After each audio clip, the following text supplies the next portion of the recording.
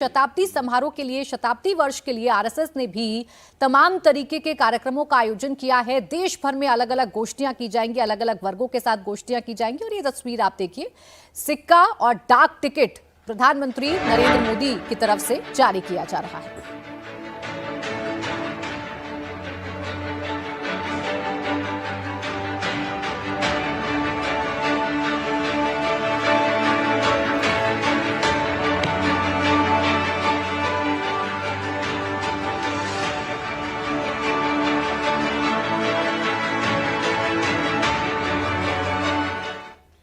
संस्कृति सचिव श्री विवेक अग्रवाल से पुनः अनुरोध है, वे विमोचन के लिए अब स्मारक सिक्का माननीय प्रधानमंत्री महोदय को प्रस्तुत करें। 100 वर्षों की यात्रा को समर्पित 100 रुपए की राशि का यह स्मारक सिक्का, जिसे भारत सरकार के कोलकाता स्थित टकसाल में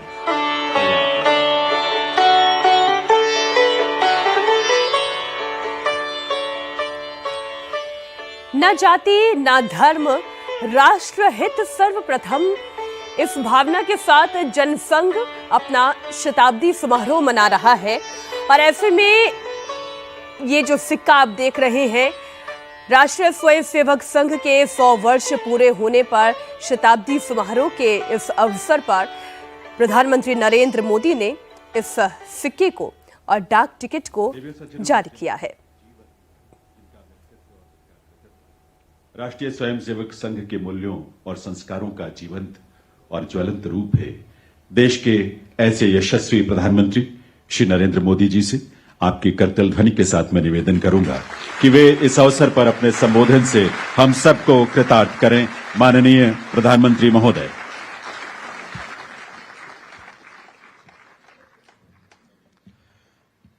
मंच पर विराजमान राष्ट्रीय स्वयंसेवक संघ के सरकार्यवाह माननीय दत्तात्रेय होसबोले जी, केंद्रीय मंत्री श्री गजेंद्र शेखावत जी, दिल्ली की लोकप्रिय मुख्यमंत्री रेखा गुप्ता जी, राष्ट्रीय स्वयंसेवक संघ के सभी स्वयंसेवक, अन्य सभी वरिष्ठ महानुभाव, देवी और सज्जनों,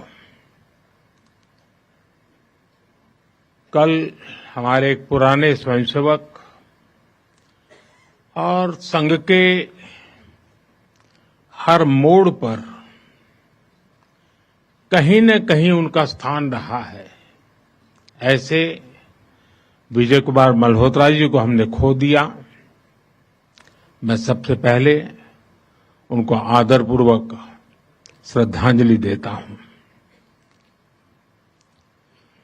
साथियों, आज महानवमी है।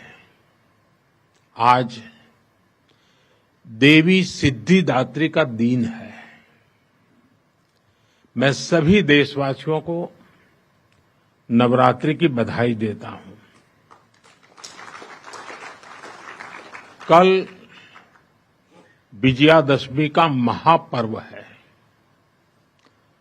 अन्याय पर न्याय की जीत, असत्य पर सत्य की जीत, अंधकार पर प्रकाश की जीत। विजयादशमी भारतीय संस्कृति के इस विचार और विश्वास का कालजयी उद्घोष है।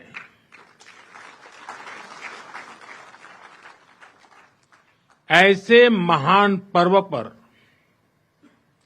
100 वर्ष पूर्व राष्ट्रीय स्वयंसेवक संघ की स्थापना, ये कोई संयोग नहीं था।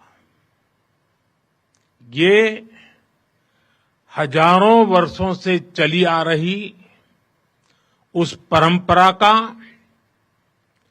पुनरुत्थान था, जिसमें राष्ट्र चेतना समय समय पर उस युग की चुनौतियों का सामना करने के लिए नए नए अवतारों में प्रकट होती है। इस युग में संघ उसी अनादि राष्ट्र चेतना का पुण्य अवतार है।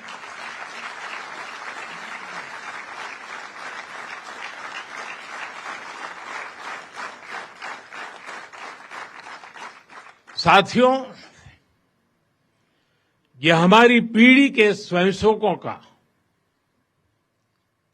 सौभाग्य है कि हमें संघ के शताब्दी वर्ष जैसा महान अवसर देखने को मिल रहा है।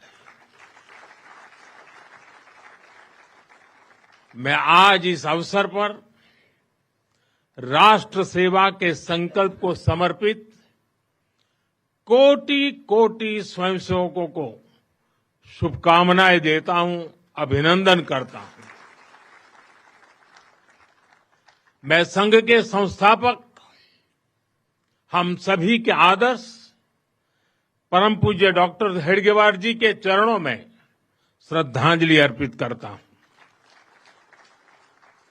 साथियों, संघ की 100 वर्ष की इस गौरवमयी यात्रा की स्मृति में आज भारत सरकार ने विशेष डाक टिकट और स्मृति सिक्के जारी किए हैं।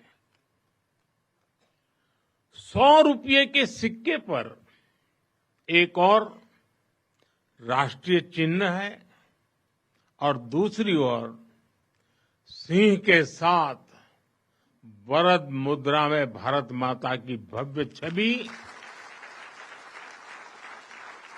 और समर्पण भाव से उसे नमन करते स्वयंसेवक दिखाई देते हैं।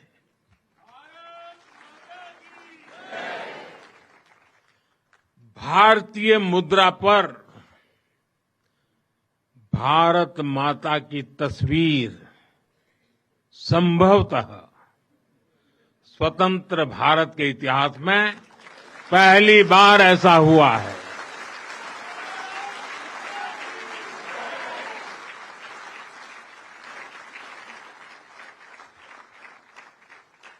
इस सिक्के के ऊपर संघ का बोध वाक्य भी अंकित है।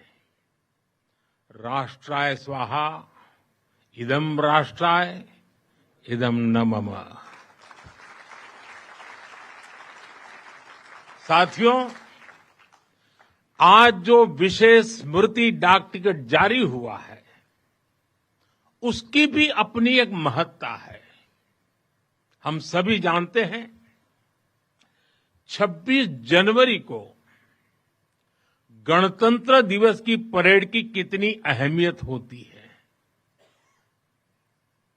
1963 में 1963 में आरएसएस के स्वयंसेवक भी 26 जनवरी की उस राष्ट्रीय परेड में शामिल हुए थे और उन्होंने आन बान शान से राष्ट्रभक्ति की धुन पर कदम ताल किया था। इस टिकट में उसी ऐतिहासिक क्षण की स्मृति है। साथियों, संघ के स्वयंसेवक जो अनवरत रूप से देश की सेवा में जुटे हैं, समाज को सशक्त कर रहे हैं, इसकी भी झलक एक स्मारक डाक टिकट में है। मैं इन स्मृति सिक्कों और डाक टिकट के लिए देशवासियों को बहुत बहुत बधाई देता हूं। साथियों, जिस तरह विशाल नदियों के किनारे मानव सभ्यताएं पनपती हैं, उसी तरह संघ के किनारे भी और संघ की धारा में भी सैकड़ों जीवन पुष्पित पल्वित हुए हैं। जैसे एक नदी जिन रास्तों से बहती है, उन क्षेत्रों को, वहां की भूमि को वहां के गांवों को सुजलाम सुफलाम बनाती हुई अपने जल से समृद्ध करती है, वैसे ही संघ ने इस देश के हर क्षेत्र, समाज के हर आयाम को स्पर्श किया है। यह अविरल तप का फल है, यह राष्ट्र प्रवाह प्रबल है। साथियों, जिस तरह एक नदी कई धाराओं में खुद को प्रकट करती है, हर धारा अलग अलग क्षेत्र को पोषित करती है, संघ की यात्रा भी ऐसी ही है। संघ के अलग अलग संगठन भी जीवन के हर पक्ष से जुड़कर राष्ट्र की सेवा करते हैं। शिक्षा हो, कृषि हो, समाज कल्याण हो, आदिवासी कल्याण हो, महिला सशक्तिकरण हो, कला और विज्ञान का क्षेत्र हो, हमारा श्रमिक भाई बहन हो, समाज जीवन के ऐसे कई क्षेत्रों में संघ निरंतर कार्य कर रहा है। और इस यात्रा की भी एक विशेषता रही है। संघ की एक धारा अनेक धारा तो बनी, मल्टीप्लाई तो होती गई, लेकिन उनमें कभी विरोधाभास पैदा नहीं हुआ, डिवीजन नहीं हुआ, क्योंकि हर धारा का विविध क्षेत्र में काम करने वाले हर संगठन का उद्देश्य एक ही है, भाव एक ही है, राष्ट्र प्रथम, नेशन फर्स्ट। साथियों, अपने गठन के बाद से ही राष्ट्रीय स्वयंसेवक संघ विराट उद्देश्य लेकर चला, और ये उद्देश्य रहा राष्ट्र निर्माण। इस उद्देश्य की पूर्ति के लिए संघ ने जो रास्ता चुना वो था व्यक्ति निर्माण से राष्ट्र निर्माण, और इस रास्ते पर सतत चलने के लिए जो कार्यपद्धति चुनी वो थी नित्य नियमित चलने वाली शाखा है। साथियों, परम पूज्य डॉक्टर हेडगेवार जी जानते थे कि हमारा राष्ट्र तभी सशक्त होगा जब हर नागरिक के भीतर राष्ट्र के प्रति दायित्व का बोध जागृत होगा। हमारा राष्ट्र तभी ऊंचा उठेगा जब भारत का हर नागरिक राष्ट्र के लिए जीना सीखेगा। इसलिए वो व्यक्ति निर्माण में निरंतर जुटे रहे, और उनका तरीका भी कुछ अलग ही था। परम पूज्य डॉक्टर हेडगेवार जी से हम बार बार सुना है, वो कहते थे जैसा है वैसा लेना है, जैसा चाहिए वैसा बनाना है। लोक संग्रह का डॉक्टर साहब का ये तरीका कुछ कुछ अगर समझना है तो हम कुम्हार को याद करते हैं। जैसे कुम्हार ईंट पकाता है तो जमीन की सामान्य सी मिट्टी से शुरू करता है। कुम्हार मिट्टी को लाता है, उस पर मेहनत करता है, उसे आकार देकर तपता है, खुद भी तपता है, मिट्टी को भी तपाता है, फिर उन ईंटों को इकट्ठा करके उनसे भव्य इमारत बनाता है। ऐसे ही डॉक्टर साहब बिल्कुल सामान्य लोगों को चुनते थे, फिर उनको सिखाते थे, विजन देते थे, उनको गढ़ते थे। इस तरह वो देश के लिए समर्पित स्वयंसेवक तैयार करते थे। इसलिए संघ के बारे में कहा जाता है कि इसमें सामान्य लोग मिलकर असामान्य अभूतपूर्व कार्य करते हैं। साथियों, व्यक्ति निर्माण की ये सुंदर प्रक्रिया हम आज भी संघ की शाखाओं में देखते हैं। संघ शाखा का मैदान एक ऐसी प्रेरणा भूमि है जहां से स्वयं सेवक की अहम से वयम की यात्रा शुरू होती है। संघ की शाखाएं व्यक्ति निर्माण की यज्ञ वेदी है। इन शाखाओं में व्यक्ति का शारीरिक, मानसिक और सामाजिक विकास होता है। स्वयंसेवकों के मन में राष्ट्र सेवा का भाव और साहस दिन प्रतिदिन पनपता रहता है। उनके लिए त्याग और समर्पण सहज हो जाता है। श्रेय के लिए प्रतिस्पर्धा की भावना समाप्त हो जाती है और उन्हें सामूहिक निर्णय और सामूहिक कार्य का संस्कार मिलता है। साथियों, राष्ट्र निर्माण का महान उद्देश्य व्यक्ति निर्माण का स्पष्ट पथ और शाखा जैसी सरल जीवंत कार्य पद्धति, यही संघ की 100 वर्षों की यात्रा का आधार बने हैं। इन्हीं स्तंभों पर खड़े होकर संघ ने लाखों स्वयंसेवकों को गढ़ा, जो विभिन्न क्षेत्रों में देश को अपना सर्वोत्तम दे रहे हैं, देश को आगे बढ़ाने के लिए निरंतर प्रयास कर रहे हैं।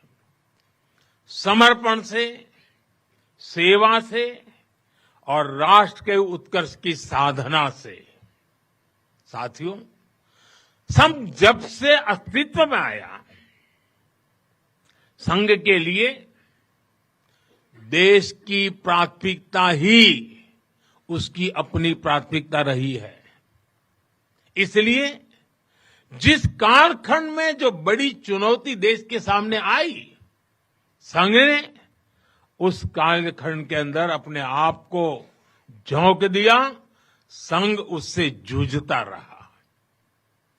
आजादी की लड़ाई के समय देखें तो परम पूज्य डॉक्टर हेडगेवार जी समेत अनेक कार्यकर्ता ने स्वतंत्रता आंदोलन में हिस्सा लिया।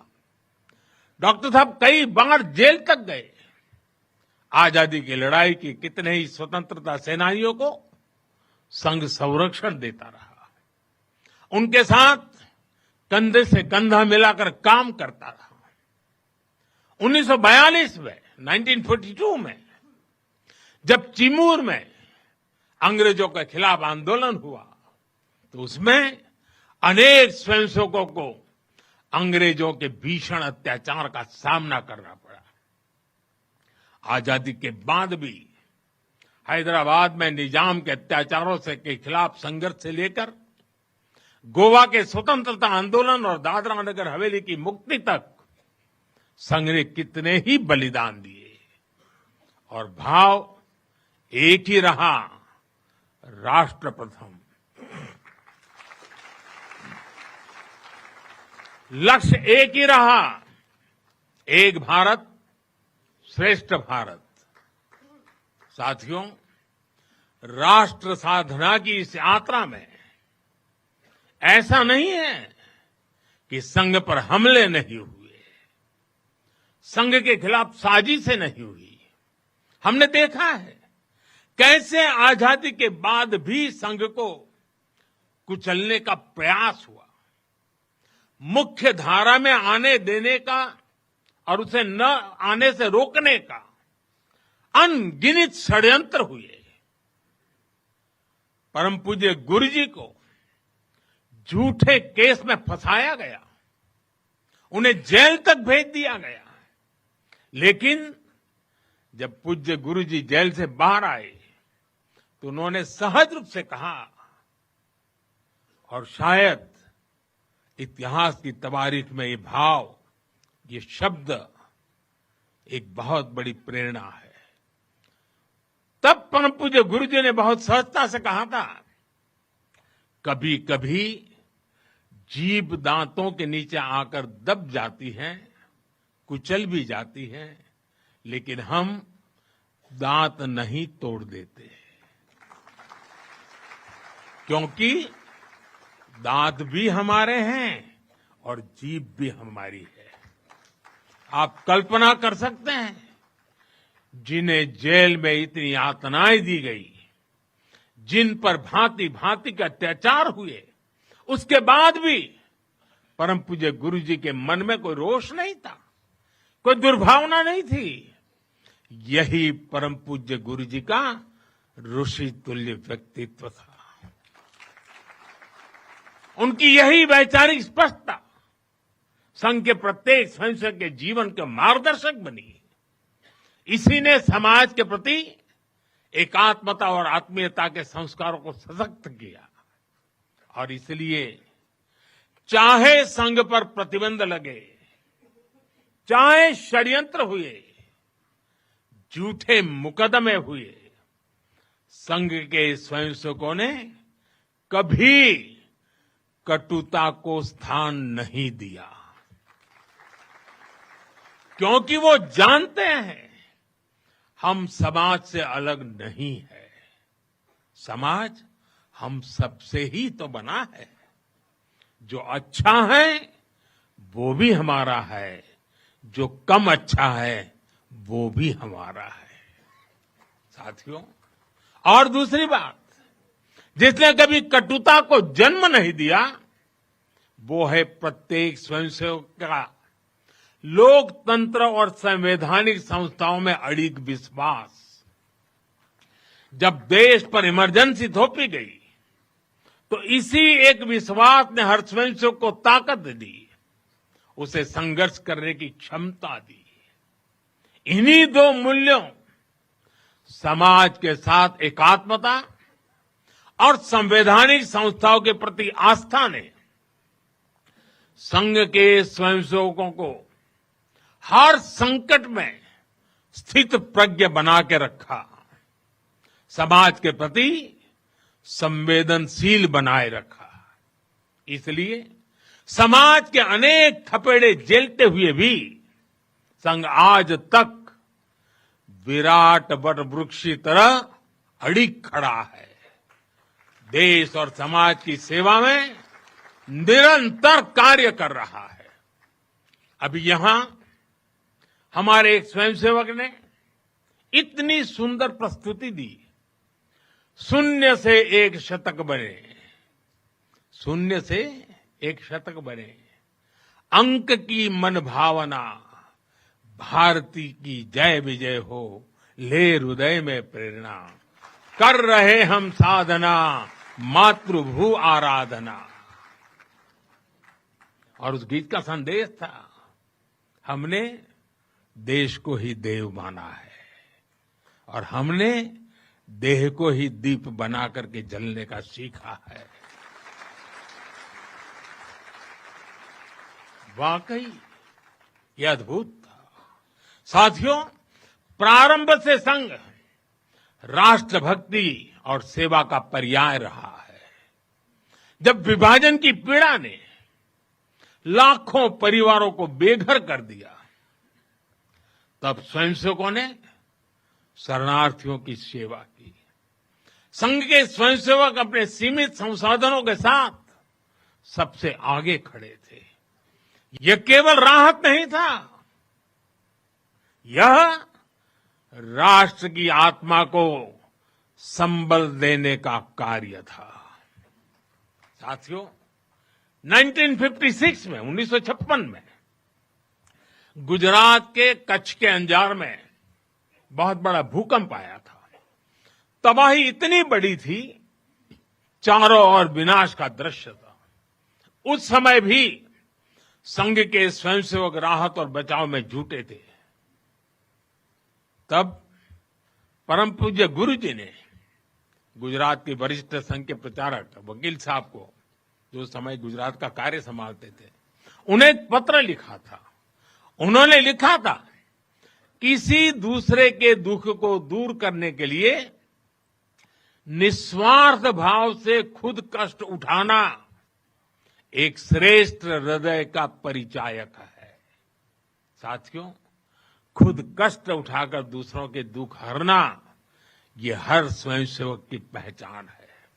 याद करिए 1962 के युद्ध का वो समय, संघ के स्वयंसेवकों ने दिन रात खड़े रहकर सेना की मदद की, उनका हौसला बढ़ाया, सीमा पर बसे गांवों में मदद पहुंचाई। 1971 में लाखों शरणार्थी पूर्वी पाकिस्तान से भारत की धरती पर आए। उनके पास न घर था न साधन। उस कठिन घड़ी में स्वयंसेवकों ने उनके लिए अन्न जुटाया, आश्रय दिया, स्वास्थ्य सेवाएं पहुंचाई, उनके आंसुओं को पोंछा, उनकी पीड़ा को साझा किया। साथियों, एक बार, और हम जानते हैं 1984 सिखों के खिलाफ जो कत्लेआम चलाया गया था, अनेक सिख परिवार संघ के स्वयंसेवकों के घरों में आकर के आश्रय ले रहे थे। यह स्वयंसेवकों का स्वभाव रहा है। साथियों, एक बार पूर्व राष्ट्रपति डॉक्टर एपीजे अब्दुल कलाम चित्रकूट गए थे। वहां उन्होंने नानाजी देशमुख जिस कार्य को कर रहे थे उस आश्रम स्थान को देखा था, वहां के सेवा कार्य देखे, वो हैरान रह गए थे। उसी प्रकार से पूर्व राष्ट्रपति प्रणब मुखर्जी भी जब नागपुर गए तो वो भी संघ के अनुशासन, संघ की सादगी, उसको देखकर बहुत प्रभावित हुए थे। साथियों, आज भी आप देखें, पंजाब की बाढ़, हिमाचल उत्तराखंड की आपदा, केरल के वायनाड की त्रासदी, हर जगह स्वयंसेवक सबसे पहले पहुंचने वालों में से एक रहते हैं।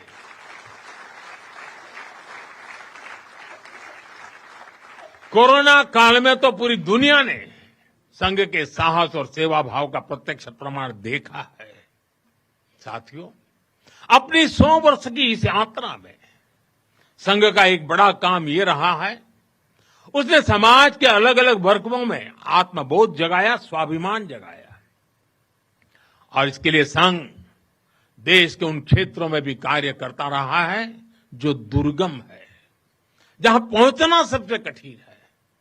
हमारे देश में लगभग 10 करोड़ आदिवासी भाई बहन हैं, जिनके कल्याण के लिए संघ लगातार प्रयासरत है। लंबे समय तक सरकारों ने उन्हें प्राथमिकता नहीं दी, लेकिन संघ ने उनकी संस्कृति, उनके पर्व, उत्सव, उनकी भाषा और परंपराओं को सर्वोच्च प्राथमिकता दी। सेवा भारती, विद्या भारती, एकल विद्यालय, वनवासी कल्याण आश्रम आदिवासी समाज के सशक्तिकरण का स्तंभ बनकर के उभरे। आज हमारे आदिवासी भाई बहनों में जो आत्मविश्वास आया है, वो उनके जीवन में बदल रहा है। साथियों, संघ दशकों से आदिवासी परंपराओं, आदिवासी रीति रिवाजों, आदिवासी मूल्यों को सहज ने संवारने में अपना सहयोग देता रहा है, अपना कर्तव्य निभा रहा है। उसकी तपस्या ने भारत की सांस्कृतिक पहचान सुरक्षित रखने में बड़ी भूमिका निभाई है। मैं देश के दूर सुदूर कोने कोने में आदिवासियों का जीवन आसान बनाने में लगे संघ के लाखों स्वयंसेवकों की भी सराहना करूंगा। साथियों, समाज में सदियों से गर्क कर चुकी जो बीमारियां हैं, जो ऊंच नीच की भावना है, जो कुप्रथाएं हैं, छुआछूत जैसी गंदगी भरी पड़ी है, ये हिंदू समाज की बहुत बड़ी चुनौती रही है। एक ऐसी गंभीर चिंता है जिस पर संघ लगातार काम करता रहा है।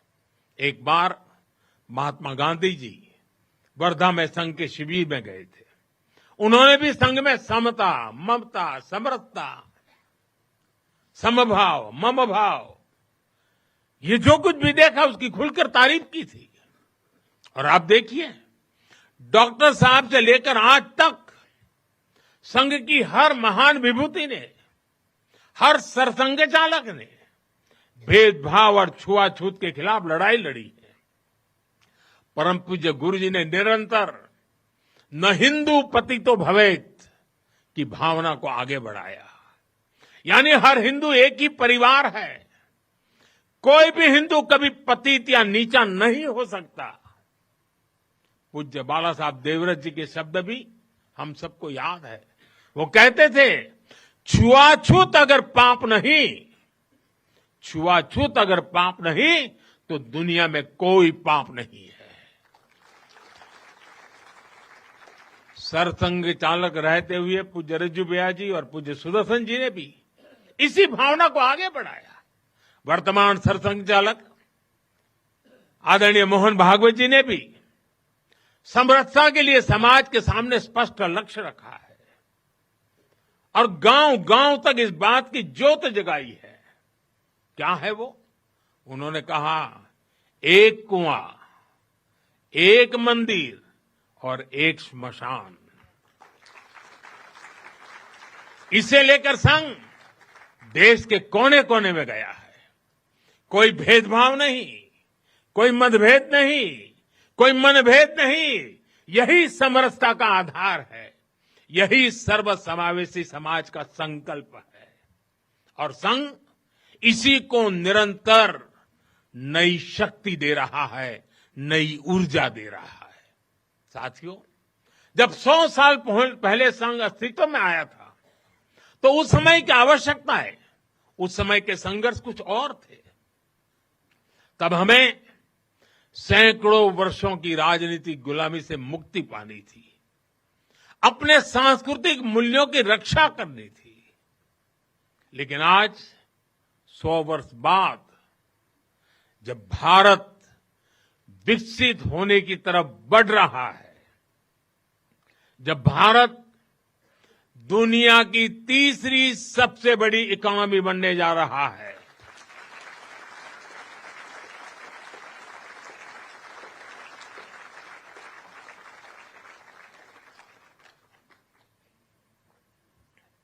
जब देश और देश का बहुत बड़ा गरीब वर्ग गरीबी को परास्त करके, गरीबी को पराजित करके आगे आ रहा है, जब हमारे युवाओं के लिए नए नए सेक्टर्स में नए अवसर बन रहे हैं, जब ग्लोबल डिप्लोमेसी से क्लाइमेट पॉलिसीज तक भारत विश्व में अपनी आवाज बुलंद कर रहा है, तब आज के समय की चुनौतियां अलग है, संघर्ष भी अलग है। दूसरे देशों पर आर्थिक निर्भरता हमारी एकता को तोड़ने की साजिश है। डेमोग्राफी में बदलाव के षड्यंत्र। एक प्रधानमंत्री के नाते मैं नम्रतापूर्वक कहूंगा कि मुझे बहुत संतोष है कि हमारी सरकार इन चुनौतियों से तेजी से निपट रही है।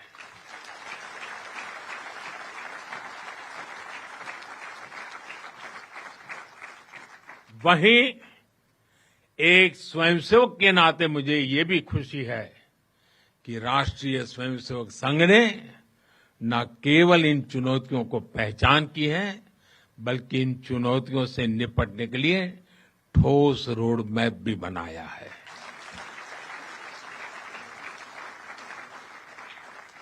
अभी माननीय दत्ता जी ने जिन चीजों का उल्लेख किया, मैं अपने तरीके से फिर से एक बार उसका उल्लेख करना चाहूंगा। साथियों, संघ के पंच परिवर्तन, स्वबोध, सामाजिक समरसता, कुटुंब प्रबोधन, नागरिक शिष्टाचार और पर्यावरण, ये संकल्प हर स्वयंसेवक के लिए देश के समक्ष उपस्थित चुनौतियों को परास्त करने की बहुत बड़ी प्रेरणा है। साथियों, स्वबोध यानी स्वयं का बोध, स्वबोध यानी गुलामी की मानसिकता से मुक्त होकर अपनी विरासत पर गर्व करना, स्वभाषा पर गर्व करना। स्वबोध यानी स्वदेशी, आत्मनिर्भर होना। और मेरे देशवासियों, ये बात समझ के चलिए, आत्मनिर्भर ये विकल्प के तौर पर नहीं है, ये अनिवार्यता के रूप में है।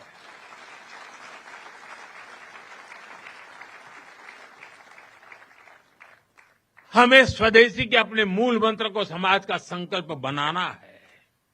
हमें वोकल फॉर लोकल के अभियान को उसकी सफलता के लिए वोकल फॉर लोकल ये हमारा निरंतर एक नई ऊर्जा प्रदान करने वाला घोषवाक्य होना चाहिए, प्रयास होना चाहिए।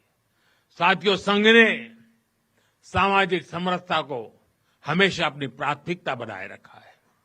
सामाजिक समरसता यानी वंचित को वरीयता देकर सामाजिक न्याय की स्थापना करना, देश की एकता को बढ़ाना।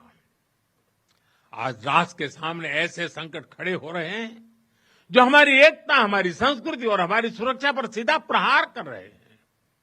अलगाववादी सोच, क्षेत्रवाद, कभी जाति, कभी भाषा को लेकर विवाद, कभी बाहरी शक्तियों द्वारा भड़काई गई विभाजनकारी प्रवृत्तियां, ये सब अनगिनत चुनौतियां हमारे सामने खड़ी है। भारत की आत्मा हमेशा विविधता में एकता ही रही है। अगर इस सूत्र को तोड़ा गया तो भारत की शक्ति भी कमजोर होगी और इसलिए हमें इस सूत्र को निरंतर जीना है, उसे मजबूती देनी है। साथियों, सामाजिक समरसता को आज डेमोग्राफी में बदलाव के षड्यंत्र से, घुसपैठियों से भी बड़ी चुनौती मिल रही है।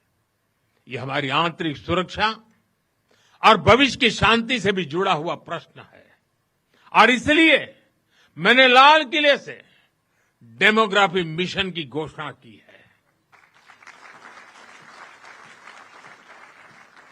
हमें इस चुनौती से सतर्क रहना है, इसका डटकर मुकाबला करना है।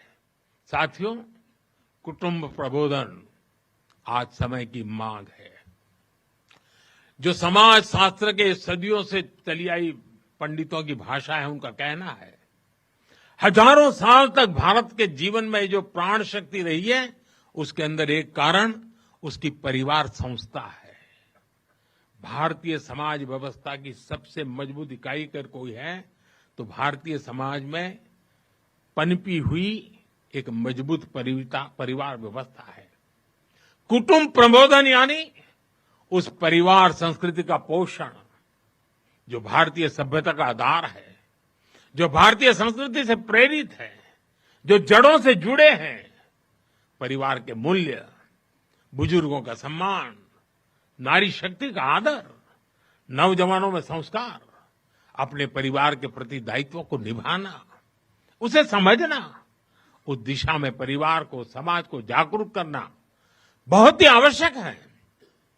साथियों, अलग अलग कालखंड में जो भी देश आगे बढ़ा, उसमें नागरिक शिष्टाचार की बहुत बड़ी भूमिका रही है। नागरिक शिष्टाचार अर्थात कर्तव्य की भावना, नागरिक कर्तव्य का बोध हर देशवासी में हो। स्वच्छता को बढ़ावा, देश की संपत्ति का सम्मान, नियमों और कानूनों का सम्मान, हमें इसे लेकर आगे बढ़ना है। हमारे संविधान की भावना है नागरिक अपने कर्तव्यों का पालन करे। हमें संविधान की इसी भावना को निरंतर सशक्त करना है। साथियों, पर्यावरण की रक्षा वर्तमान और आने वाली पीढ़ियों के लिए बहुत जरूरी है। ये पूरी मानवता के भविष्य से जुड़ा है। हमें इकोनॉमी के साथ ही इकोलॉजी की भी चिंता करनी है। जल संरक्षण, ग्रीन एनर्जी, क्लीन एनर्जी, ये सारे अभियान इसी दिशा में है। साथियों, संघ के ये पंच परिवर्तन, ये वो साधन है जो देश का सामर्थ्य बढ़ाएंगे, जो देश को विभिन्न चुनौतियों से निपटने में मदद करेंगे, जो 2047 तक विकसित भारत के निर्माण का आधार होंगे।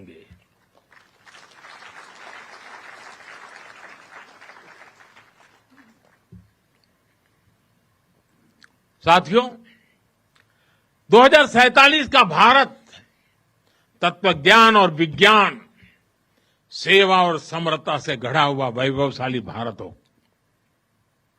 यही संघ की दृष्टि है, यही हम सब स्वयंसेवकों की साधना है और यही हमारा संकल्प है। साथियों, हमें हमेशा हमेशा याद रखना है, संघ बना है राष्ट्र के प्रति अटूट आस्था से, संघ चला है राष्ट्र के प्रति अगाध सेवा के भाव से, संघ तपा है त्याग और तपस्या की अग्नि में, संघ निखरा है संस्कार और साधना के संगम से, संघ खड़ा है राष्ट्र धर्म को जीवन का परम धर्म मान करके, संघ जुड़ा है भारत माता की सेवा के विराट स्वप्न से। साथियों, संघ का आदर्श है संस्कृति की जड़ें गहरी और सशक्त हो। संघ का प्रयास है समाज में आत्मविश्वास और आत्मगौरव हो। संघ का लक्ष्य है हर हृदय में जन सेवा की ज्योति प्रज्वलित हो।